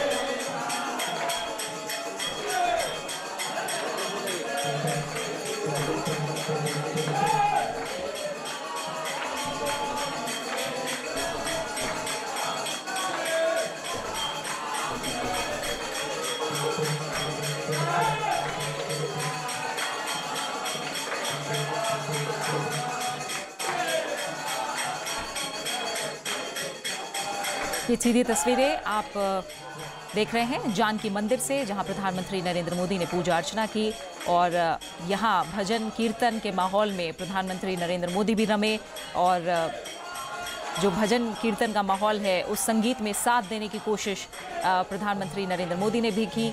और यहां दर्शन करने के बाद अब फिलहाल जानकी मंदिर से रवाना होते हुए प्रधानमंत्री नरेंद्र मोदी, प्रभु दयाल, पूर्व राजदूत, फिलहाल हमें इस यात्रा को लेकर तमाम आयाम समझाने की कोशिश कर रहे हैं। प्रभु दयाल, जैसे आपने कहा, सांस्कृतिक संबंध, राजनयिक संबंध और ख़ासतौर से पर्यटन को लेकर जो संबंध हैं उन्हें मजबूत करने की बात भारत हमेशा से करता रहा है। और जनकपुर, जहां प्रधानमंत्री नरेंद्र मोदी इस समय मौजूद हैं, जनकपुर अयोध्या बस यानी TBC सेवा और रामायण सर्किट का शुभारंभ करेंगे प्रधानमंत्री नरेंद्र मोदी। और जो रामायण सर्किट है वो स्वदेश दर्शन स्कीम के तहत 13 टूरिस्ट सर्किट में से एक है, यानी ये एक बड़ा कदम पर्यटन के लिहाज से भी साबित हो सकता है। तमाम सहयोग भारत अपनी तरफ से आगे बढ़ाते रहने की बात कहता आया है, लेकिन इससे पहले भी तमाम परियोजनाओं में साथ दे रहा है भारत। क्या क्रियान्वयन को लेकर एक बड़ी चुनौती अभी है सामने? देखिए, ये चुनौती तो रहेगी, लेकिन हमारे प्रधानमंत्री ने हर तरह से ये कोशिश की है कि जो हमारे ताउन को क्रियान्वित किया जाए। उनकी 4 साल में तीसरी यात्रा है। हाँ। इसके पहले देखिए कि जो नेपाल में पॉलिटिकल इंस्टेबिलिटी ऐसी थी और भारत के खिलाफ ऐसा वहाँ पर ऐसी हवा चल रही थी कि 10 साल में भी हमारे पूर्व प्रधानमंत्री डॉक्टर मनमोहन सिंह जी वहाँ नहीं जा पाए थे।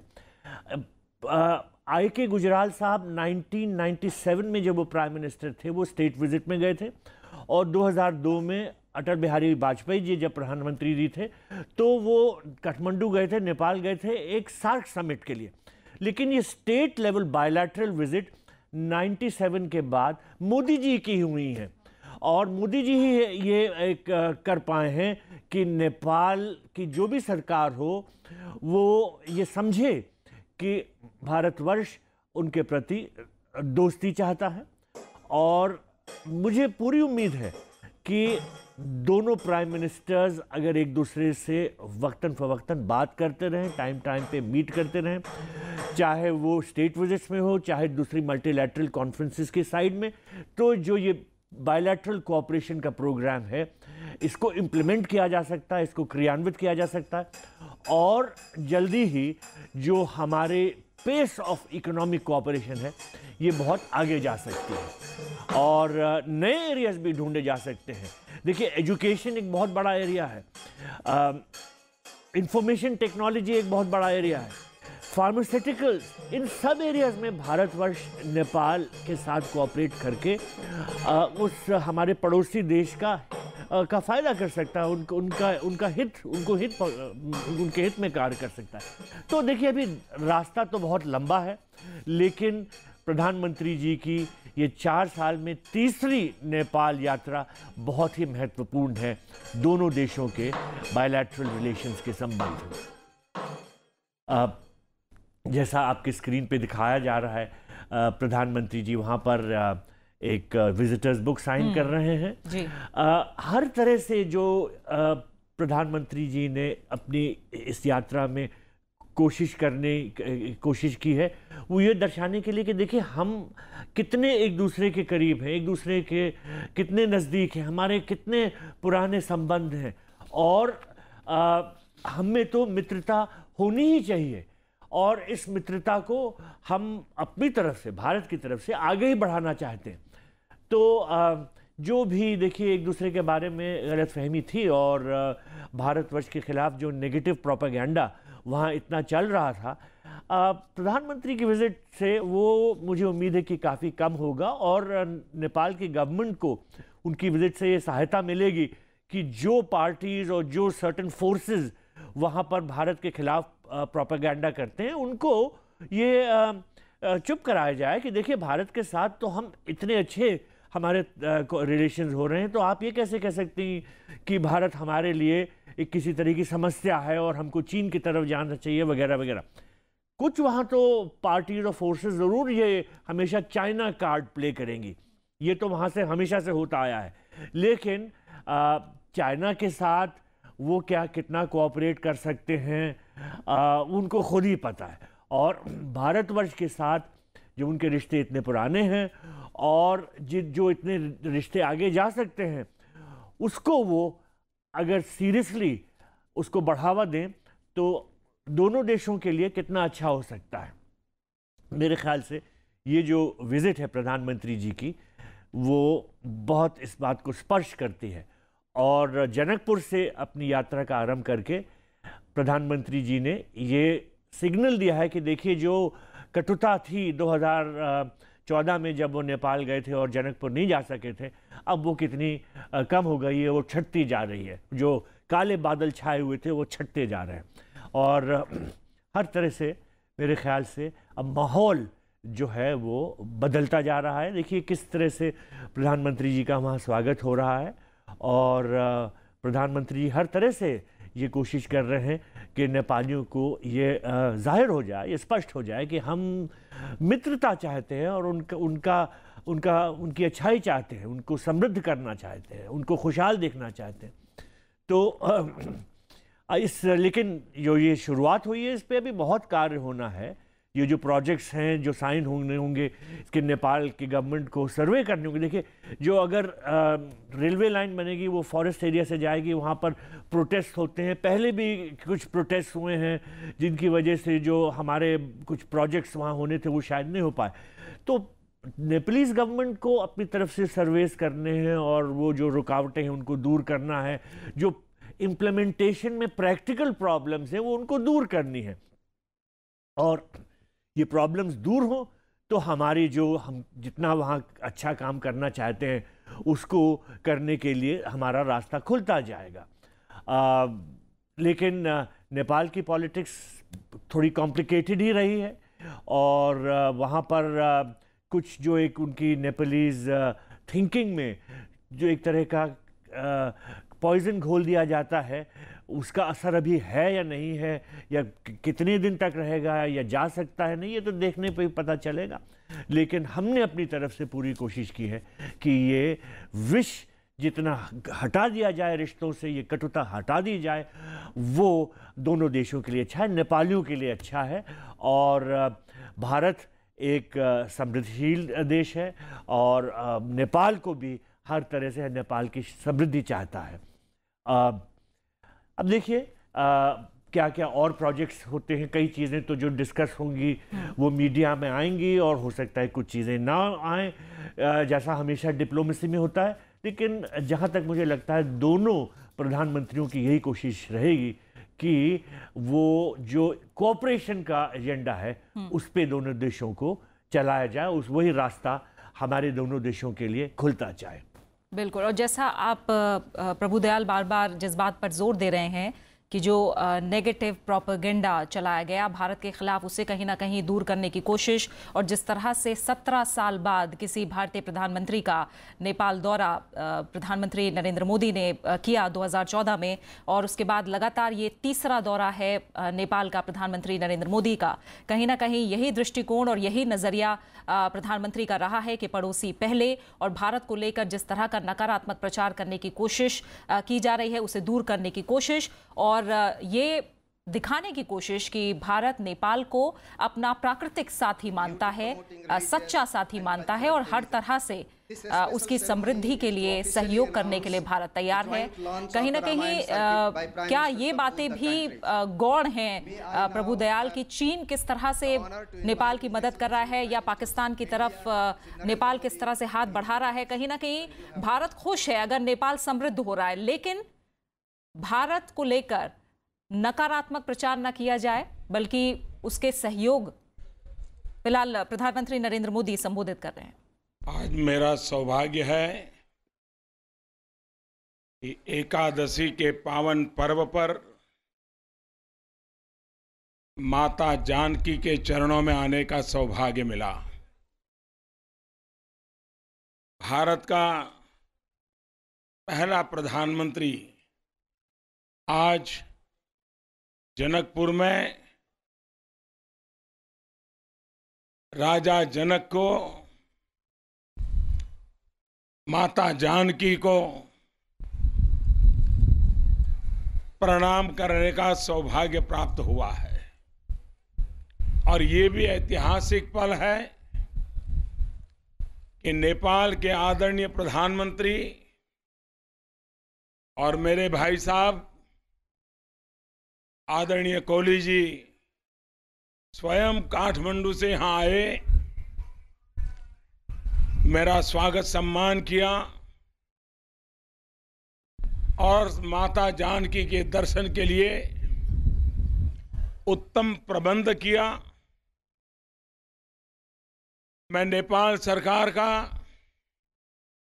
राज्य सरकार का, नगर सरकार का और स्वयं आदरणीय प्रधानमंत्री जी का अंतःकरण पूर्वक आभार मानता हूं। ये स्वागत सम्मान निमित्त शायद देश के प्रधानमंत्री के रूप में मैं हूं, लेकिन नेपाल ने जो सम्मान स्वागत दिया है वो हजारों वर्ष की हमारी परंपरा का सम्मान है। ये 125 करोड़ हिंदुस्तानियों का सम्मान है। और आज मुझे खुशी है कि आदरणीय प्रधानमंत्री कोहली जी के साथ, जबकि सारी दुनिया में टूरिज्म तेज गति से विकसित हो रहा है, सबसे ज्यादा ग्रोथ आज टूरिज्म का है। रामायण सर्किट दोनों देशों के करोड़ों यात्रियों के लिए ये यात्रा की एक बहुत बड़ी मिसाल है।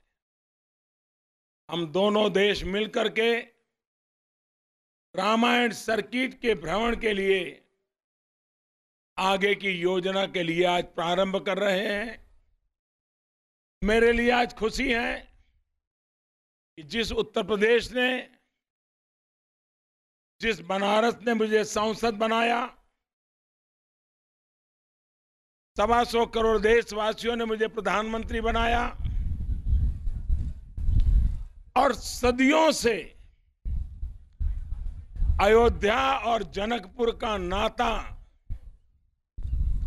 अटूट है, अविस्मरणीय है।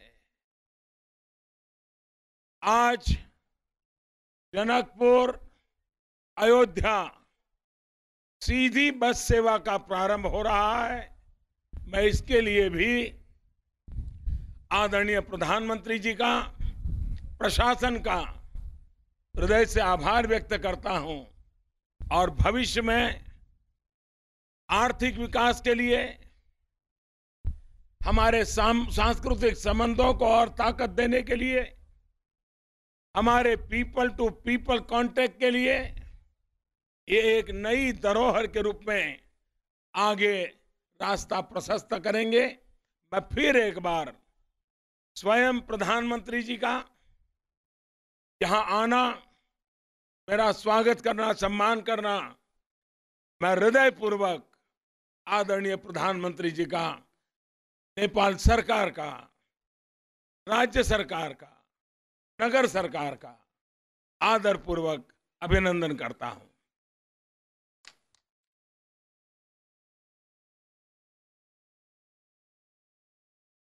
Thank you very much, Your Excellency, Prime Minister of India. Now I have the honor to request the Right Honorable Prime Minister of Nepal, Mr. K.P. Sharma Oli, for his brief remarks.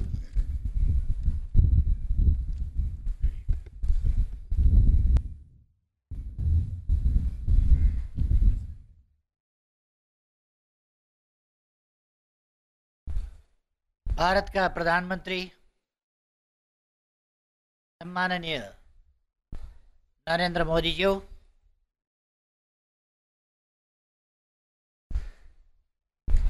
यहाँ उपस्थित हुनुभएका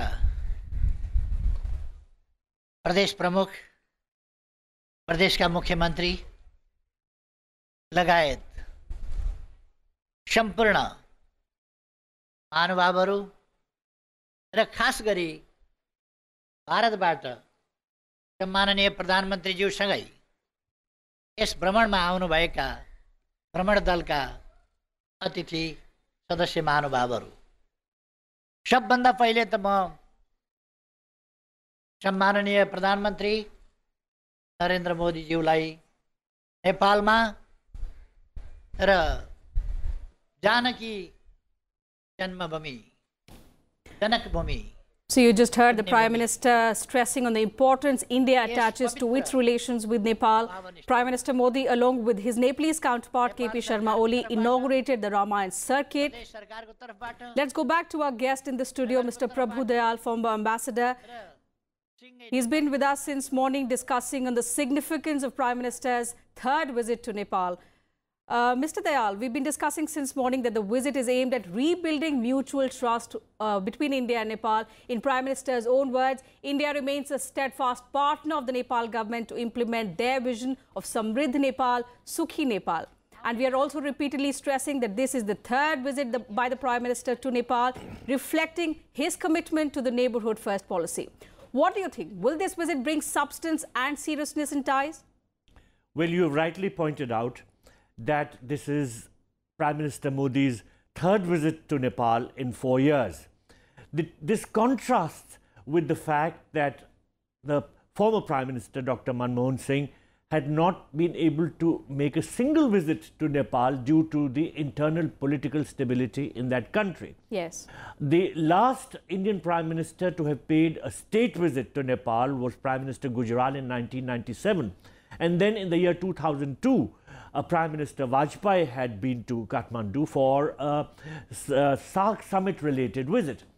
So the fact that Prime Minister Modi has visited thrice in 4 years speaks a lot for his personal initiative to undertake a very, very constructive policy towards Nepal and to ensure that the neighborhood first policy, which he has been advocating, is speedily implemented vis-a-vis Nepal. The Nepalese also seem to have toned down the anti-India rhetoric, which had reached a feverish pitch during the elections. In fact, the Nepalese Prime Minister, Mr. Oli, himself had accused India of interference in Nepal's internal affairs. Now, that contrasts very strongly with the fact that he visited India last month, and that he invited Prime Minister Modi to pay a return visit. And it also contrasts with the warmth of the hospitality which has been shown towards Prime Minister Modi in Nepal. Now, it is very significant that the visit has commenced from Janakpur, because in 2014, when Prime Minister Modi visited Nepal and wanted to go to Janakpur, that visit had been aborted. And I understand this was because of the pressure from anti-India lobbies operating in that country. This time, not only has the Prime Minister been able to commence his visit from Janakpur, but it is significant that the Nepalese Prime Minister has come down to Janakpur to personally welcome him. I think this is a signal that both sides want to emphasize that their relationship is not just centuries old, but that it is age old. Yes. It transcends centuries and millennia. And I think the Nepalese people also perhaps realize this. It is unfortunate that within Nepal, there are certain lobbies and certain political parties which try to vitiate the atmosphere by trying to portray India as a big brother and as a country which tries to interfere in their internal affairs. I think this negative propaganda is being dissipated, and Prime Minister Modi has himself taken the initiative to make it clear to the Nepalese that what we want is a prosperous Nepal and a happy Nepal. Samriddh Nepal, Sukhi Nepal. Mr. Dayal, continue to stay with us. We'll go back to Janakpur, where the Nepalese Prime Minister is making his point. Dhanusha धाम, यो जनकपुर, वाल्मीकि आश्रम लगायतलाई जोडेर बृहत Ramayan circuit, Ramayan सम्बन्धी अवधारणा, जहाँ राम सीताको समग्र जीवन चक्र जोडिएको छ, त्यसलाई विकास गर्न चाहन्छौँ। त्यसै अनुरूप आज हामी जनकपुरबाट नेपाल भारत मैत्री बस सेवा जनकपुर अयोध्या जनकपुर यहाँ तपाईँ हाम्रो अगाडि तयार छ। यसको शुभारम्भ गर्दैछौँ। यसपछि बृहत जनकपुर सर्किटको विकास कसरी गर्ने त्यस कामलाई हामी अगाडि बढाउँछौँ। यसअघि पनि विभिन्न समयमा विभिन्न सहमतिहरू भएका छन्, सम्झौताहरू भएका छन्, तर काममा विलम्ब भएको छ। म आग्रह गर्न चाहन्छु, अब काममा विलम्ब होइन, हामीसँग विलम्ब गर्ने समय छैन।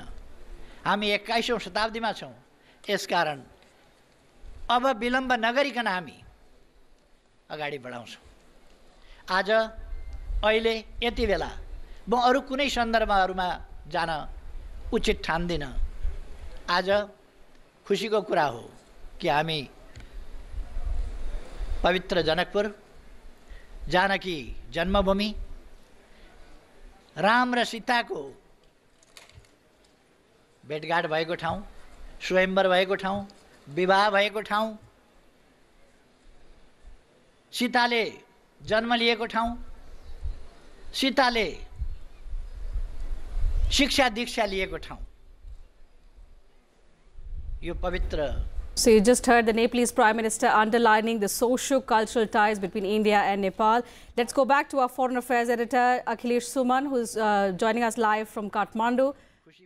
Akhilesh, what's significant about this visit is that Prime Minister Modi is starting his visit from Janakpur and not Kathmandu. The former ambassador in his chat has repeatedly stressed that, as has been done in the past, all Prime Ministers usually begin their state visits from Kathmandu.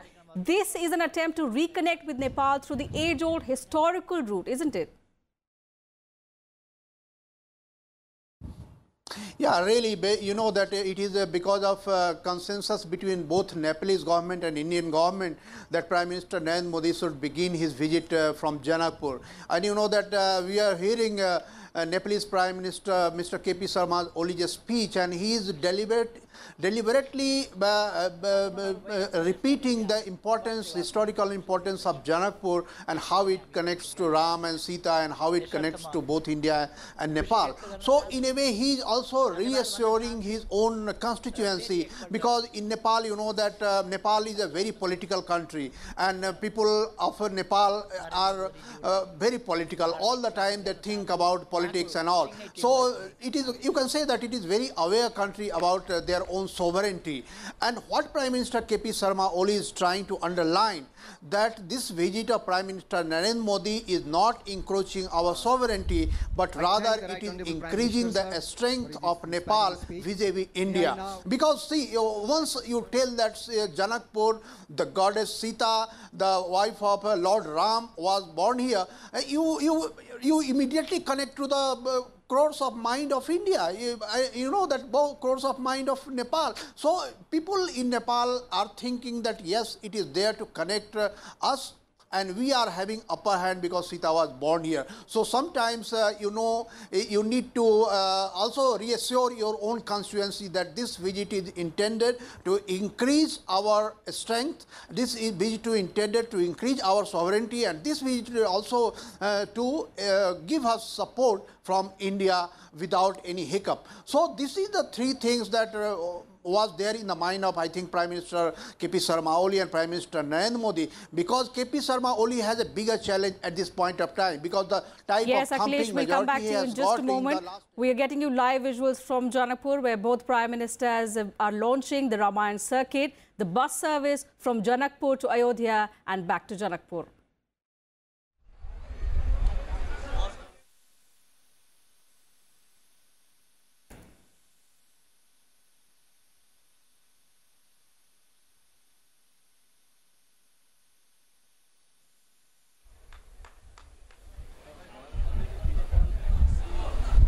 So the focus of this visit, as we have been telling you since morning, is to underline the socio-cultural ties between India, also to rebuild the mutual trust between both neighbours.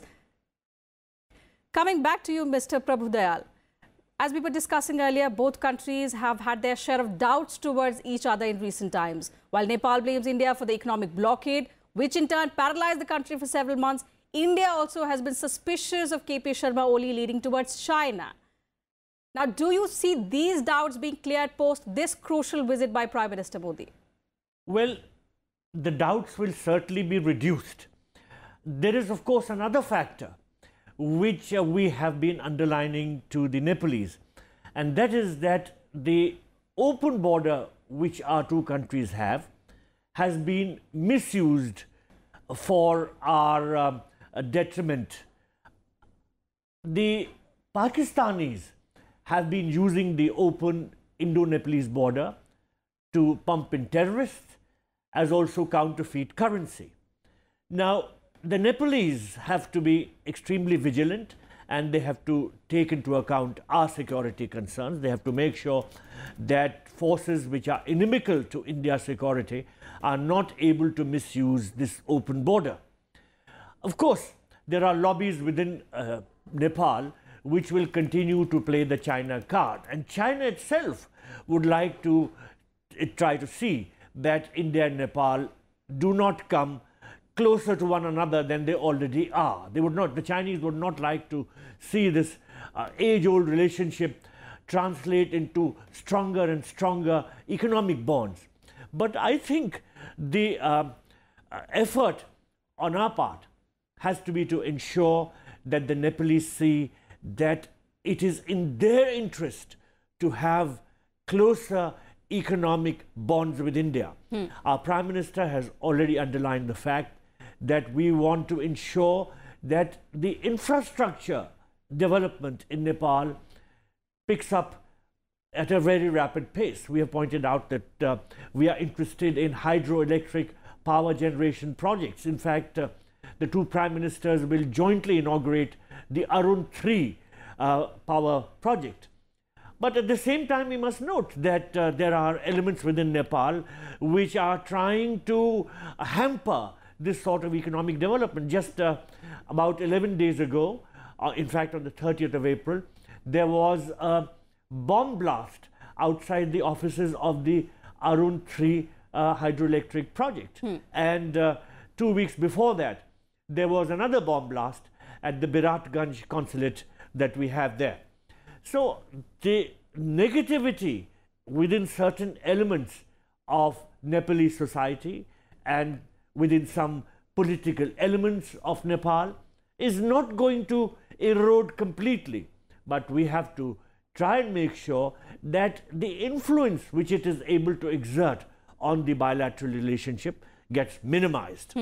Of course, as you rightly pointed out, Prime Minister Oli had made certain very negative comments towards India, particularly during his election campaign. But you know, since then things seem to have changed. He paid a visit to India and has invited Prime Minister to visit Nepal, and our Prime Minister is doing so currently.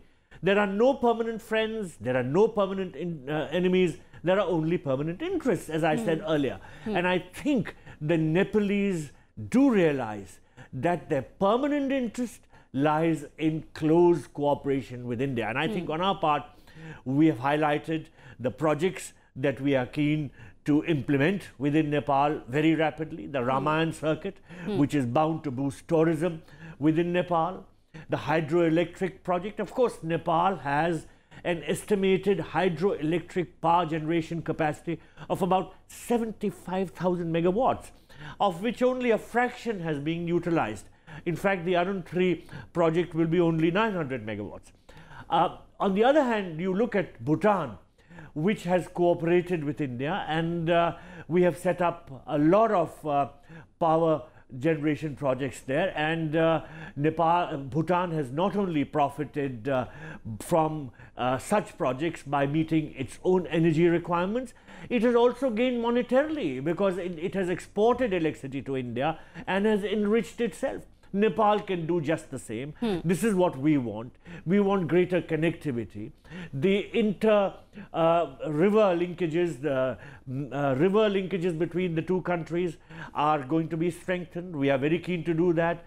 We are also keen to build a road, a rail link from I think Raxaul to Kathmandu. The potential is enormous, but as you pointed out, there is this question whether some of the negative elements will be able to influence things. They will definitely try.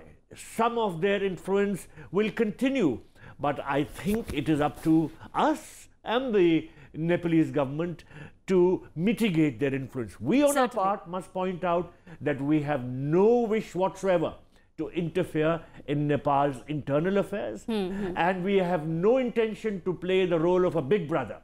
Mr. Dayal, we'll come back to that point in a bit from now. Let's go back to our correspondent Akhilesh Suman. Akhilesh, one point that I want you to highlight is this is the first visit by Prime Minister Modi since the new government took charge in Nepal. What is the atmosphere like in Kathmandu at the moment, especially since Mr. Dayal points out about the negative propaganda which has affected the people-to-people contact between India and Nepal. So what is the atmosphere like in Kathmandu, where the PM is expected to arrive by afternoon? Yeah, really it is very interesting. People are seeing it very curiously that what turns out to be, because you know that for last 1.5 years or so, there was a lot of skepticism in the people of Nepal that what is going to be the type of relationship between India and Nepal, because the major political parties in Nepal were also making it an issue of propaganda, and it often happens that when someone is in power, they try to show that they are different from the Indian government. So this was the culture. But now this has changed, and Prime Minister KP Sharma Oli is trying to show that no, we are not going into confrontationist mode with India. So I think this is a very positive signal, and he is trying to give not only to the Indian political system and Indian government, but also he is trying to message his own people the type of skepticism you are having about India. You should shun it off, and now it is a new opportunity for Nepal that have a closer tie with India, use all the opportunities that India can provide with us, and then Nepal will always be free to buy whoever you want to buy, because you are a sovereign country. But the feasibility is a major factor. What is the feasibility to cooperate with India, to cooperate with China, and to cooperate with other countries? And you know that Nepal is a country where all the major powers are active, like European Union is very active in Nepal. They have invested a lot in social sector of Nepal, and Americans are also very active, and now China is trying to be very proactive in Nepal and trying to show their economic might, their potential to do things very quickly. So these are the issues that is going on in the mind of people of Nepal, and they are looking that what comes out to be. And that is why Prime Minister KP Sharma Oli of Nepal is trying to show that what he is going to do with India is to get utmost benefit from Indian government, because he always portray that yes, Nepal is a country between India and China, the two giants, two economic giants, fastest growing economy in the world, and Nepal has to get benefit out of it. So this is a very rational, the articulation that Nepal cannot live alien and cannot be dependent on one country. That's right. But people of Nepal were thinking that Nepal government is inclined more towards China and they can garner more benefit from China. So that message, I think the Prime Minister KP Sharma Oli is trying to balance that. India is the biggest opportunity and China is also an opportunity. And I'm going to tell you that yes, after this visit, KP Sharma Oli, the Prime Minister of Nepal, is also supposed to visit China very soon, and he will also try to talk to them that what will be the future relationship type with them. So it is trying to balancing the whole equation in the South Asian corner. That Prime Minister Narendra Modi was there in Wuhan recently, and he had talked extensively, informally with the Chinese president, and now Prime Minister Narendra Modi is coming to, is in Nepal, and Nepal Prime Minister will go to China. So it is trying to create an understanding that this area should not be a battlefield, should not be an area of confrontation between the two powers. Yes, and this has repeatedly been pointed out by Mr. Dayal as well during our discussion earlier.